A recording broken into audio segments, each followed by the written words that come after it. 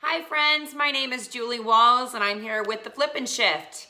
For those of you that are just tuning in, we are a group of girls that discusses brain rewiring or brain reprogramming through using or utilizing different forms or modalities of neuroplasticity to heal our chronic stress response.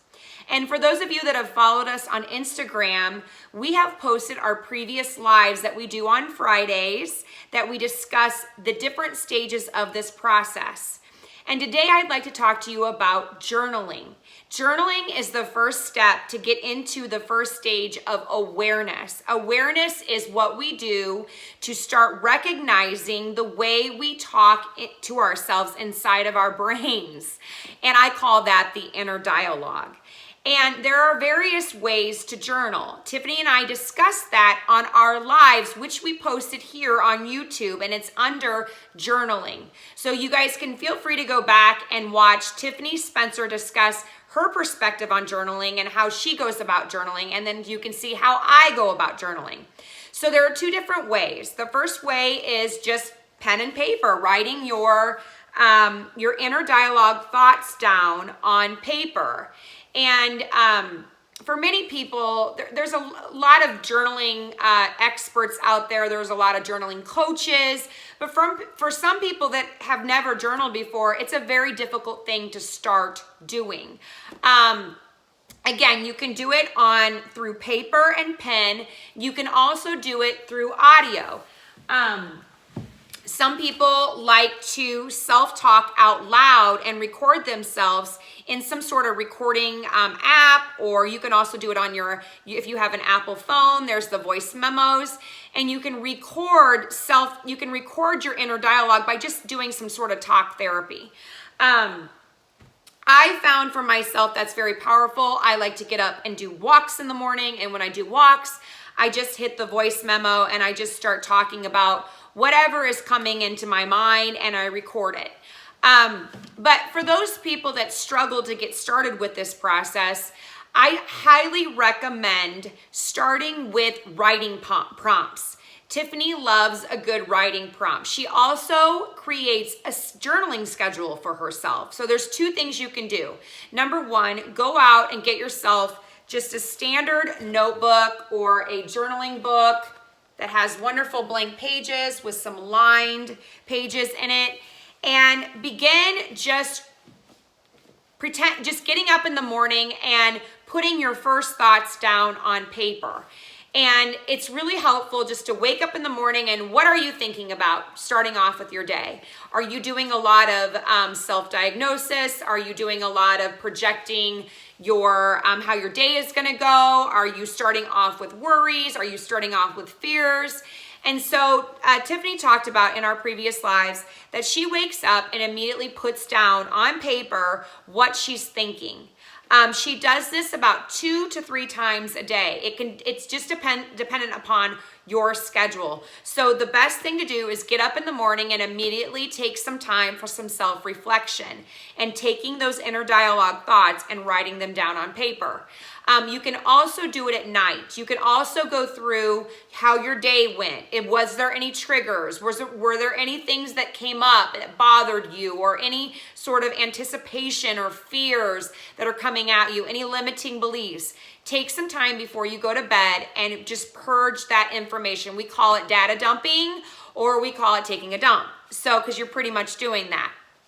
For some people that struggle with, just get starting with journaling, a lot of people like writing prompts, and writing prompts are wonderful. You can go out and buy books that have writing prompts in them that can give you some ideas about how, just some questions to ask yourself. Like, for example, there's this one that I bought.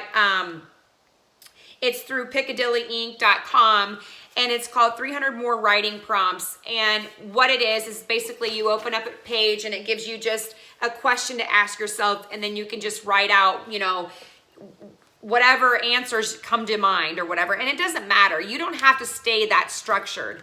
What I found for myself with journaling is to ask myself, how do I feel right now? And a lot of times when I'd wake up in the morning, I would ask myself, what am I thinking about right now?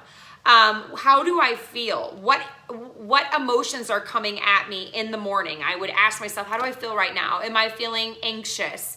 Am I worried about how the day is going to go?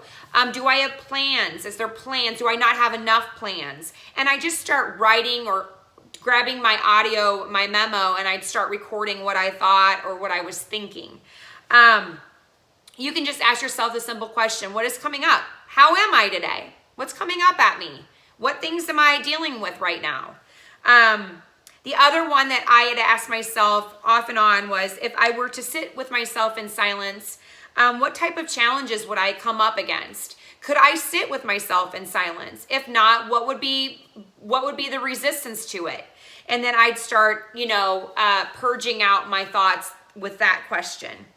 A lot of times I'd ask myself, if I was triggered yesterday or yesterweek, what was it? What was the trigger? What was bothering me about it? What emotions are coming up with that trigger? Is there anything that's connecting to anything in the past or any sort of childhood memory that's connected to that? And these are just some of the writing prompts that you can do for yourself when you start this process. This is probably one of the most important parts of this process, because we need to connect with how we're talking to ourselves internally. I sometimes give the analogy of, we are all ducks floating on the surface. Above the water, we look calm, but underneath, we're just paddling like heck. So, and you have to ask yourself, what is going on internally in our brains, and what's basically holding us back, or if there's any blocks or resistance or any limiting beliefs, we want to get them out on paper so we can start working with this template. Again, this is the first part of the awareness process, or the awareness stage. And again, the most important thing is to do about 3 to 5 days of journaling to really get your thoughts down, to really see what is going on in your brain. What type of dialogue is there? Are there a lot of positive affirmations, or are there a lot of limiting beliefs? What type of emotions are coming up with those limiting beliefs? And if there are any triggers that you are consciously not aware of, that you're exposing yourself to daily, you can get those down on paper, and you can start breaking your journal entries down. And that is the next step that we'll talk about in our next video. But again, for those of you that are starting this process, spend a few days, 3 to 5 days, doing some journaling, just getting your thoughts down on paper, maybe utilizing some writing prompts, and begin looking at your dialogue, your internal dialogue. And then that way you can start seeing if your internal dialogue is a lower level of thinking or a higher level of thinking.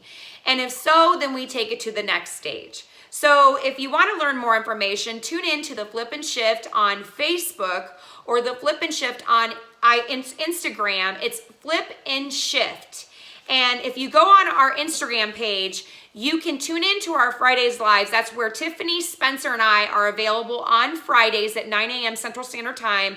We'll talk about a topic for about 30 minutes, and then we open it up for Q&A. So please join us on Fridays each week on Instagram at the Flip and Shift. Or if you're not able to make that, we always post our videos here on YouTube or on our Facebook page at Flip and Shift, okay?